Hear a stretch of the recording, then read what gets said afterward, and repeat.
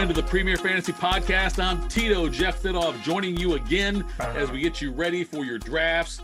I'm joined again by Chase Smith from the Chase Smith Podcast as the part of the Press Play Podcast Network. Chase, how you doing, brother?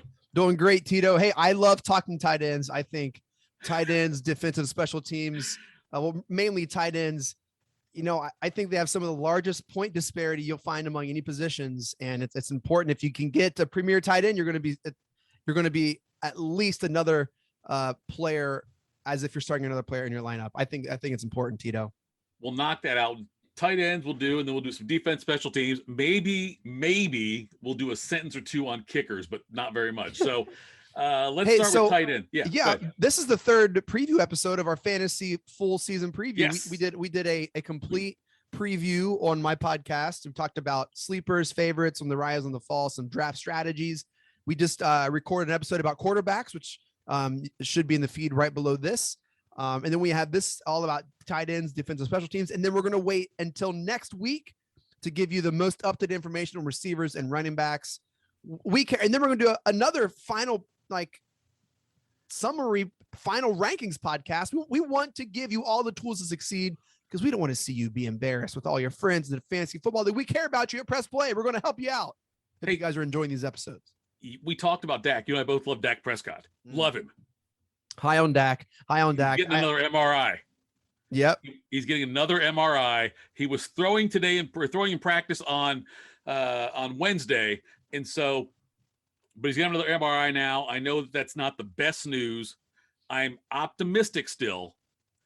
Look, Chase, I've got a trade offer out there in my keeper league where I'd be acquiring Prescott, and we're holding off on it because I don't want to wait and see the news. Ooh. I feel like a true GM now, waiting for medical reports to come in. I want X-rays. I want to see what's going on before I trade for Dak Prescott. But I'm cautiously, probably foolishly, selfishly optimistic. Sure. But second MRI usually doesn't mean a good thing. Is it possible that we're just getting to the point of preseason where some of these more season solidified starters are just like, you know what? Yeah, I kind of did tweak my ankle a little bit. So right. Is it possible we could be getting into that territory? Well, I hope so. I really hope so. I am so excited about the Cowboys offense and Dak Prescott. And as I told you before, look, they play on Thanksgiving, which is exciting for me. I love the Thanksgiving players. If I acquire Dak and the health checks out, I'll be excited. But all right, let's jump into the tight ends now. And we know who the number one, by a long shot, really, as much as I love the other guys down there, but the most surefire, if you had to put money on this guy's going to be the number one in his category. That is Randy McMichael. It would be, I got to believe it would be Travis Kelce in Kansas City, right? I mean, he is, if you had to put money on in Vegas, and this is the guy most likely to lead his position in points this year, it's Kelce by a long shot, right? Oh, without a doubt. You look at why he is number one in a tier all of its own. Not only does he play in a system that favors tight ends, not only does he have a pass happy coach, not only does he have the best quarterback in all fantasy football, but he's done it for the last couple of years. There's consistency and there's no signs of showing down. He is far and away. Tito, I was looking at the total overall points scored. He would have been the 6th highest running back points total scored last year. I know you're shaking your head and rolling your eyes. No. I understand that. I think that I cannot draft that position in the first round. The only way I'm taking Travis Kelce in the first round of, say, a 10-team league is if the first 9 picks in front of me, if I'm 10th, the first 9 picks are running backs and Devontae Adams. In a standard league, then I'd take Kelce. Yeah. But I think he would be the only one you should ever consider even drafting near the end of the first round. And I can see a scenario where, let's say you have the 11th or 12th pick in a 12-team draft and you have kind of picks back to back, and you can take a tight end and then a top tier quarterback, maybe double up he and Mahomes, or get him and one of the lower end RB1s, maybe. I mean, heck, if it's your league, Henny's dropping that far, you never know. Right. Yeah. But I think if you can couple him with another top tier talent, right, I think the point disparity in tight ends is so large. And by that, I mean, Travis Kelce scores more points than there's the largest point difference between the top one tight end and like the third and fourth tight end. Sure. There's like running backs that's not that huge. Receivers, it's not that large, and quarterbacks, there's a handful that can be around that number. Tight ends, it's not even close. And if you look at it that strategy wise, having that top tight end, Kelsey, if he averages 12 to 15 points a game and other tight ends are on the waiver wire with 5 and 6, right, that's almost like you're starting a whole nother player. And I'm going to take every point I can. And I know you don't subscribe to that, but if you have a late round first pick and Kelsey is on the board and you can couple him with a Dak Prescott or maybe a Nick Chubb falls there. I don't know. I think that's worth consideration. With me, like I don't think I've ever gone tight end early, like that early in my years.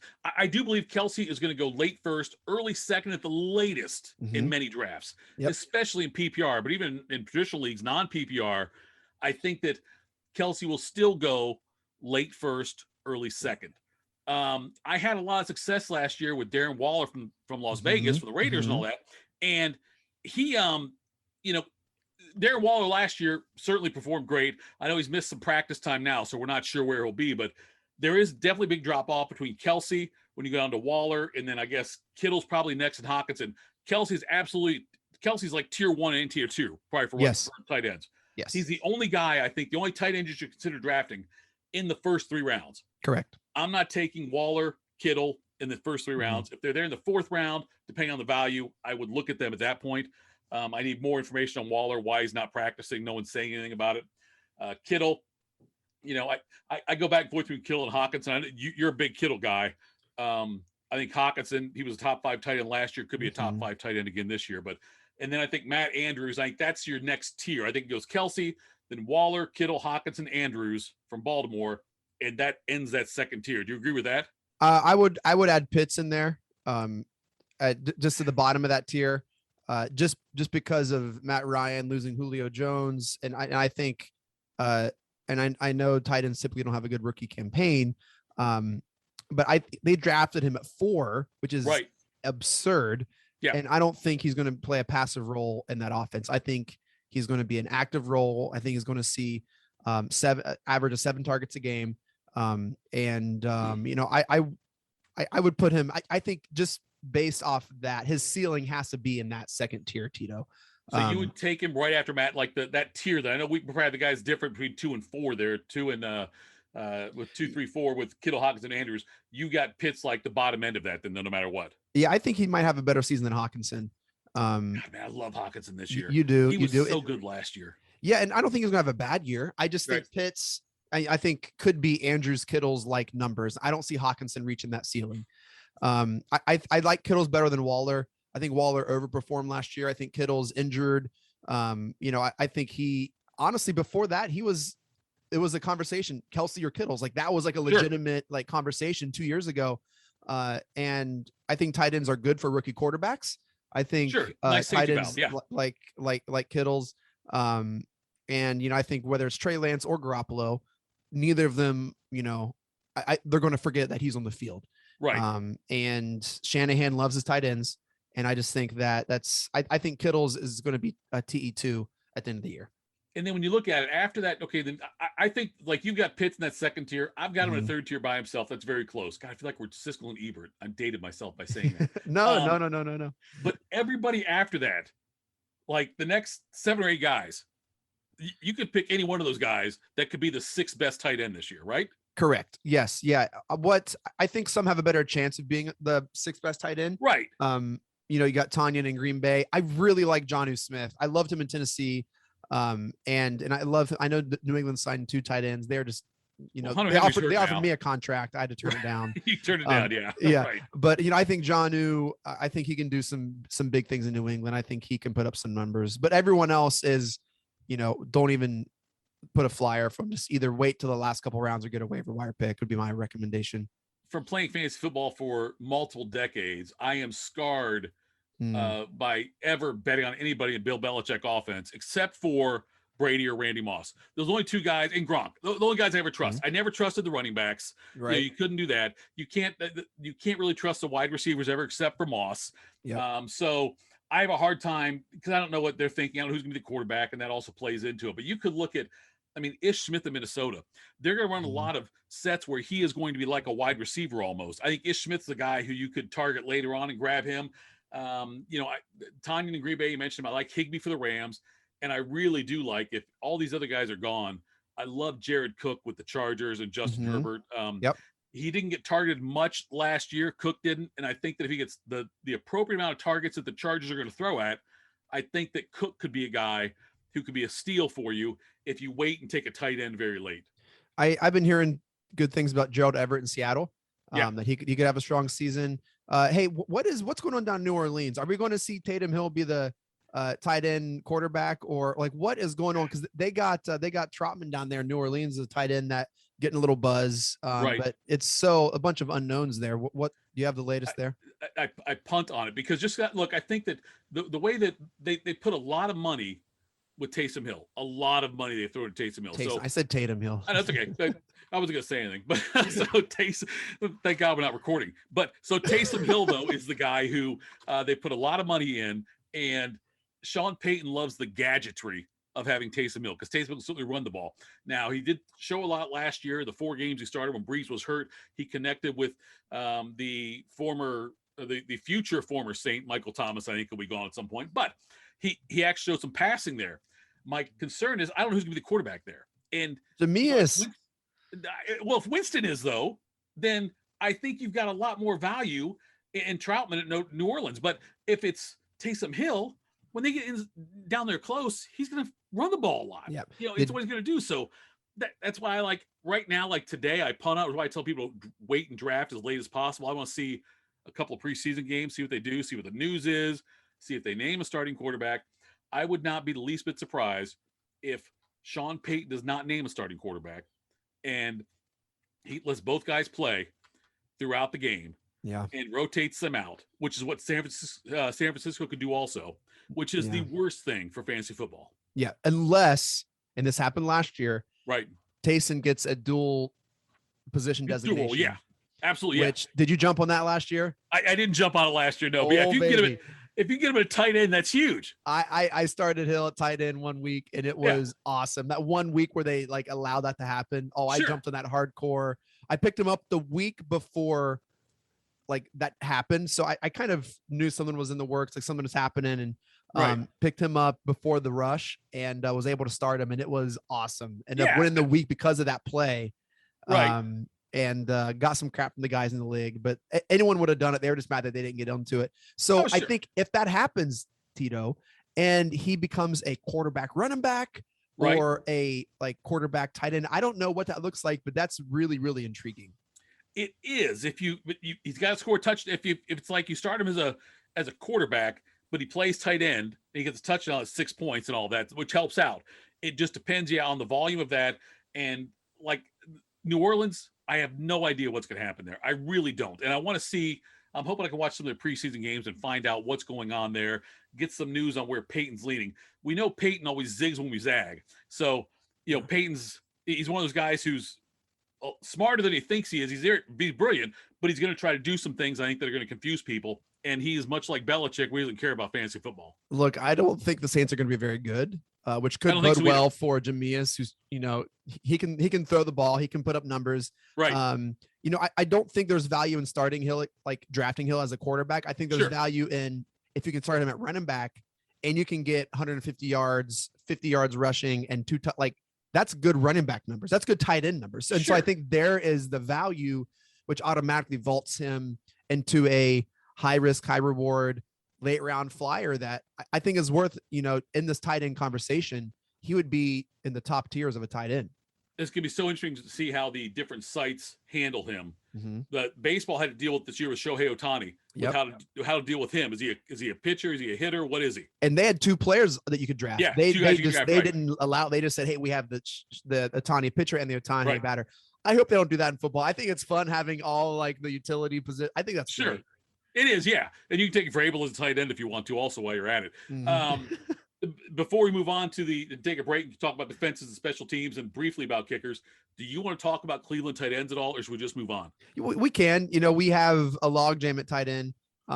We signed Hooper to a Log big jam deal. of mediocrity or log jam of good players? Well, it's like they say, if you don't have, like, if you can't name a starting quarterback, you don't have a starting quarterback. If you don't have an RB1, if you don't have a starting running back, like if you have a running back by committee, you don't have a starting running back. Right. Yeah. And so, yeah, I don't think Hooper has separated himself a lot like the Browns thought he would. He's had a rough camp. And Njoku has, started out as a trade demand, and he was kind of like, seemed to be on his way out. Trade more than once, right? Last offseason was pretty vocal, was pretty sour. And then I don't know, he must have talked to Stefanski after he was hired, and he didn't say a word all season and just put his head down and worked hard. And honestly, I'm not a big Njoku fan. He had a great, for his role, he played great. And there were a couple games that if not for some of his catches, it would have been really, really interesting. He had a couple huge catches. He's improving as a blocker. He's at a strong camp. Harrison Bryant, another, our third string tight end. And this is just super deep Browns talk. Like no one even knows who Harrison is. You need to be in a 32 team league and have Harrison Bryant's parents in there for him to get drafted.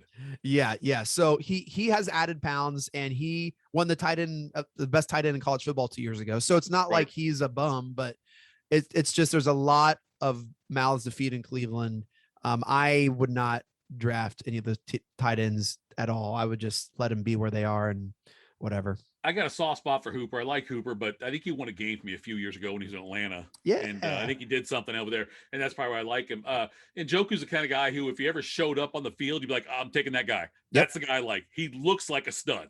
Yeah. But his hands aren't good enough, and I don't know about the if he's got the right attitude. Well, I'll say his hands are better than his blocking, if that tells you anything. So right. Yeah. That makes sense. Yeah. All right. We're going to take a quick break, come back, talk about defenses and special teams, and touch on kickers. This is the Premier Fantasy Podcast on the Press Play Podcast Network.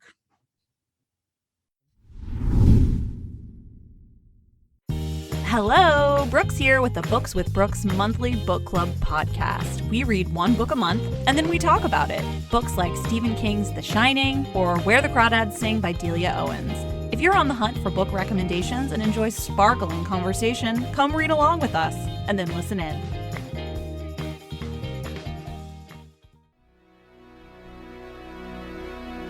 Hey everybody, it's Sam Amico from Cavs on the Break NBA podcast. Be sure to give us a listen for all your Cleveland Cavaliers recaps, analysis, breakdowns, draft talk, free agency. The list goes on and on. Give us a listen, Cavs on the Break NBA podcast. Hey, it's JD from the Hyman Podcast. I created this podcast to have hard conversations. Conversations that make us human but are also wildly uncomfortable. Conversations that help give voice to the voiceless and to the marginalized. Now you can listen to the entire first season on Apple Podcasts, Spotify, or wherever you get your podcasts from. Consider this your personal invitation to join the conversation. Hi, my name is Jeremy Powell, co-host of the Oranges, Oranger, Browns podcast. Check us out anywhere you listen to podcasts. For all your Browns coverage, post-game, pre-game, anything you need Browns, you'll find it here on the Oranges, Oranger, Browns podcast. All right, we're back. It's the Premier Fantasy Podcast. I'm Tito. I'm with Chase Smith of the Chase Smith Podcast here on the Press Play Podcast Network. We've talked about tight ends already. We're going to dive into defenses and special teams. I guarantee you we're going to fight about one of these. Yes. Oh, my gosh. Okay, number one, I've got the Rams, and I've got Washington football team second. You know who I've got third. I don't want to know because it's absurd. Like, why? I've got the Steelers third. Oh my gosh. Okay, make the case for why the Steelers will be the third best defense in fantasy football. I want to hear it. Because I believe the Steelers are going to force a lot of turnovers. I do love, TJ Watt's, he's the best defensive player as far as getting to the quarterback in the NFL, I think. And sorry, Aaron Donald, but TJ Watt's the best one you've got there. I know they've had some losses on the defensive side of the ball. Go ahead. You were going to say something? Well, you didn't apologize to Myles Garrett either, but it's okay. I understand your bias. It's not a bias, I don't think. I think Myles Garrett's a top 5 rusher. Yes, I agree with that. I will totally admit that right there. But I think that the Steelers, though, have got a big play defense. And I know I'm banking on the Steelers, though, every year have a big play defense. Every year they've got a big play defense. And I trust in what they're doing. I trust in the plays they're bringing. I love the defensive backfield they've got now. I know there's probably short ones still, but I think they've got enough guys there to get it done. Who are your top three? Well, to your point, Yes. and this is all the credit I'll give Pittsburgh. They forced the most interceptions last year with 18. Right. They're tied for third with defensive touchdowns. And so there is the possibility of a big play defense. Here's my case against the Steelers. Because I think when you draft defensive special teams, you want to look at how many times they play high-powered offenses. So for instance, like people in the AFC, teams in the AFC West that play the Chiefs Right. twice. I'm not going to draft Denver, even though they have players on defense. I'm not going to draft Oakland. I'm not going to draft the Chargers. I'm not going to draft anyone in the NFC North because they play Green Bay. I'm not going to draft, unless it's Green Bay. I'm not going to draft anyone in the AFC East because they play the Bills, unless I draft the Bills defense, which is, I think, going to be great. And so that's just whenever I go to draft a team, I Right. do look at their defensive line and who's in their division. And when I look at teams, I love the Washington football team. I love the defensive line. It is nasty. Oh my gosh. And so I think they're going to cause a lot of trouble. I think Philly is going to be awful. I think Atlanta, The Giants their are gonna be line. awful. The Giants, yeah. Yeah. And so I think, Dallas, hopefully it can put up points, just for your sake, Tito.